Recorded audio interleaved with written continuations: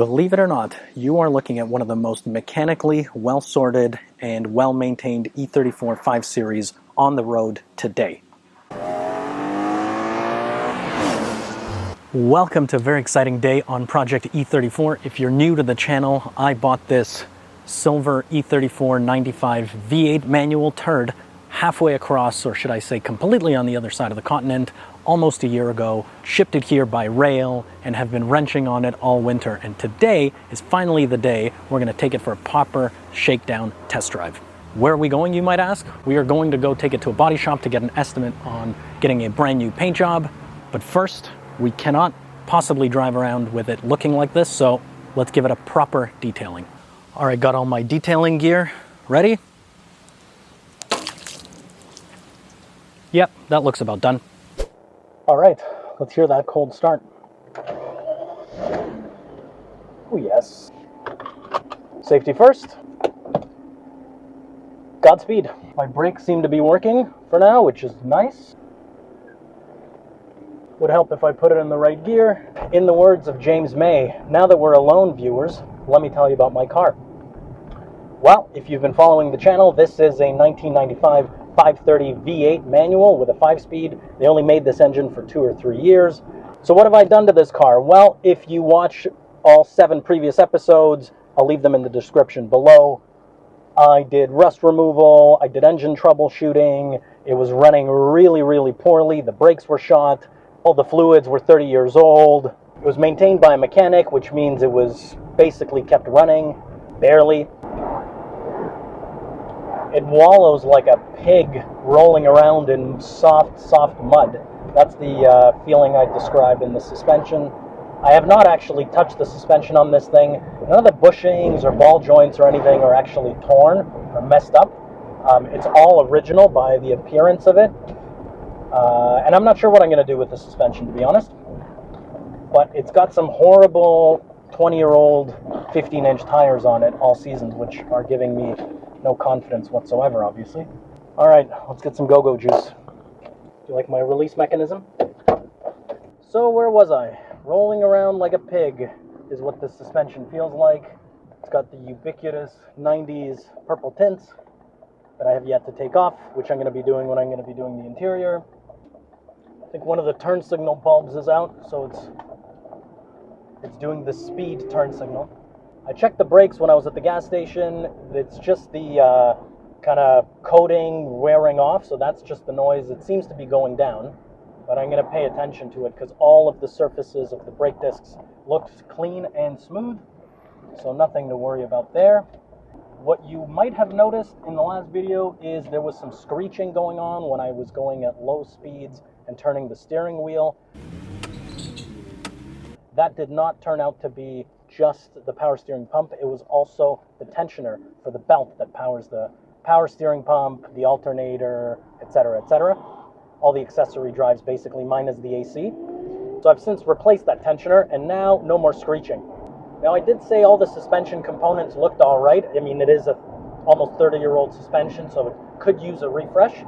I don't know if I'm going to keep this car long term, and I don't want to slam it or put on any kind of suspension where the next owner is going to say, I want something different. So I'm kind of reluctant to change the suspension at this point, to be honest.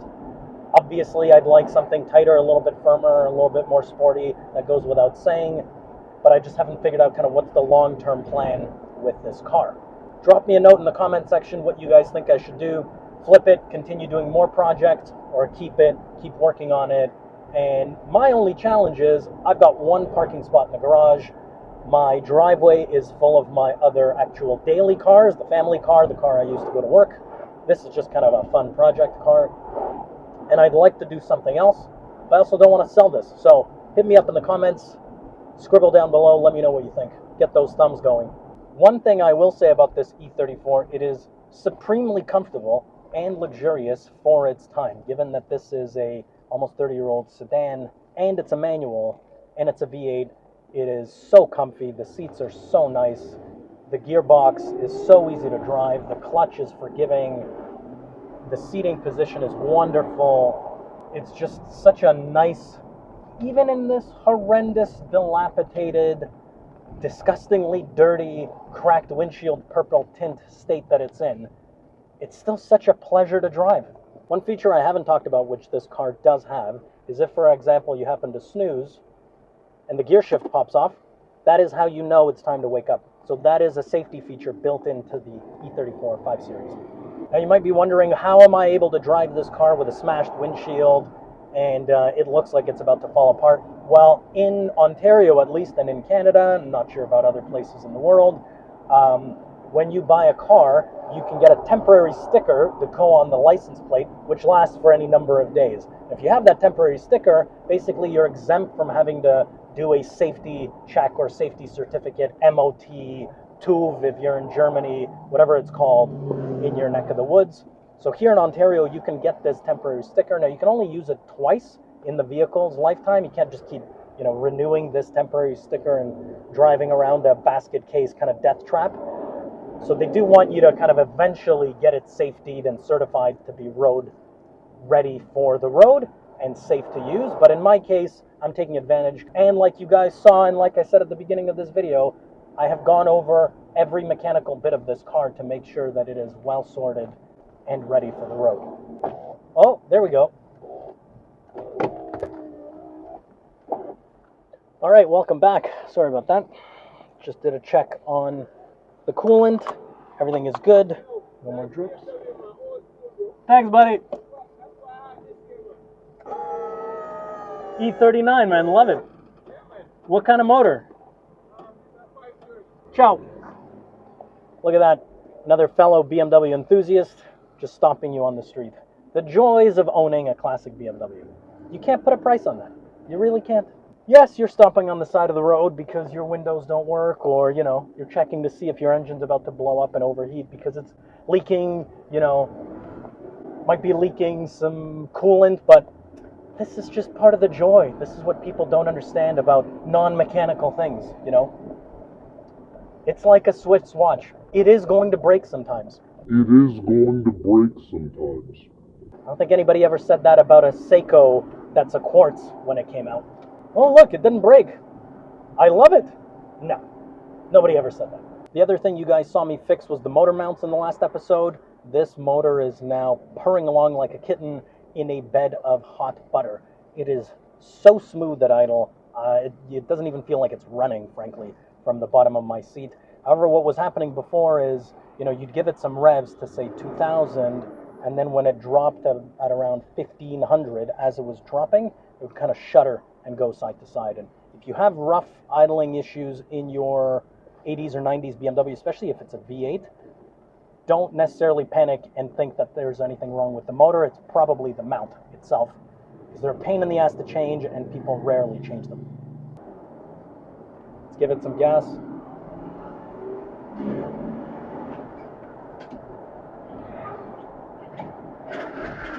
Something sounds horribly wrong. I'm pulling over. All right, let's see what kind of carnage I just did. Shit. Okay, sit rep. That is a completely broken pulley for the water pump. See that there? The belt is kind of slipped off and it's just spinning around, doing nothing. The other good news is the car won't crank either. So now I got to figure out why that's happening. All right, so now I try and crank it, nothing happens. I just found out that this is the starter relay. I actually took it out, cleaned it up a bit, stuck it back in, and the car did start. However, because the main belt is doing nothing to the water pump or to the alternator, I'm gonna get this thing towed back to the garage. And with that, back to the dead end. Well, as you can see, we are back in the Dead End Restorations garage, in one piece, alive and well, and you might think I'm extremely unlucky. However, you couldn't be more wrong, and I'll tell you why.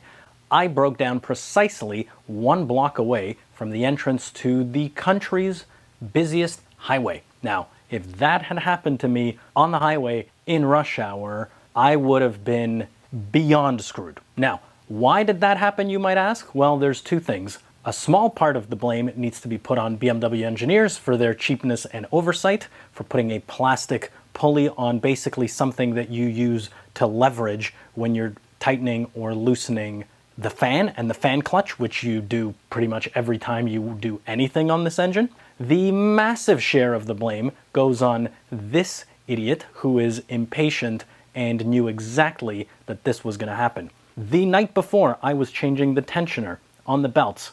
I was telling you guys about that earlier in the car. When I was trying to remove the fan from the water pump pulley, it was on there so tight that while I was torquing it, I heard a crack, and there was a tiny little hairline crack in that plastic pulley. Now, I cursed for a couple of minutes. I put everything back together. I tested the car, ran it up to temperature for like 5-10 minutes while I was here in the garage, and it was fine. And I thought to myself, cross my fingers, I'll make it in one piece. But that night when I went inside, I knew, I had this sinking gut feeling that that thing was going to let me down. And guess what? It did. It is going to break sometimes. So, shame on me for being such an impatient bastard. Now, I want to hear from you. Have you ever been stranded on the road? Have you ever let yourself down with your own lack of patience on a project car? Have you had a better experience, worse experience? Like I said, I could have broken down on the highway and that would have been very, very bad news in rush hour. So, all is well that ends well. Luckily, nothing else happened to the car. I got it off the tow truck, drove it into the garage. It's fine. I've got the part on order. It'll be here in a couple of days. We'll put it back together. We'll do another road trip video, and this time it'll run perfectly. Because guess what? Right up until that moment where that thing cracked and blew up on me, it was running sweet as a peach.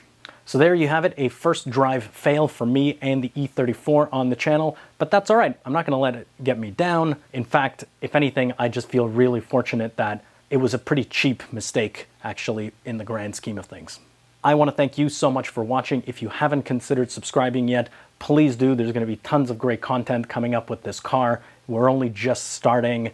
Your support and appreciation is massively helpful, so anything you can do, comment, like, subscribe, give me a thumbs up. And until next time we drive this Silver Beauty down the road, I'll see you then.